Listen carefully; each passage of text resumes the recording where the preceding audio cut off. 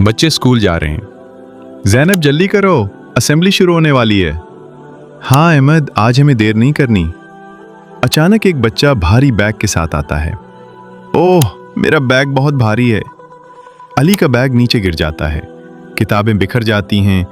ओह नहीं, मेरी सारी किताबें गिर गईं। कुछ बच्चे हंसते हैं। देखो, कुछ भी नहीं संभलता उससे। छोड़ो, हमें देर हो रही है। सब चले जाते हैं। अहमद और ज़ैनब रुक जाते हैं। अहमद, हमें उसकी मदद करनी चाहिए। बिल्कुल, यही तो एक अच्छे मुसलमान की निशानी है। दोनों नीचे बैठकर किताबें उठाते हैं। ये लो अली, तुम्हारी किताब। मैं बैग पकड़ लेती हूं, तुम आराम से रखो। अली खुश होकर, शुक्रिया, तुम लोगों ने मेरी मदद की।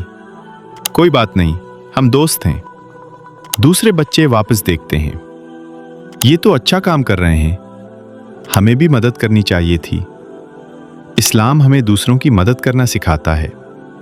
जो दूसरों की मदद करता है, अल्लाह उसकी मदद करता है। मैं कभी नहीं भूलूंगा तुम्हारी मदद। हम भी हमेशा दूसरों की मदद करेंगे। एक अच्छा मुसलमान हमेशा दूसरों की मदद करता है।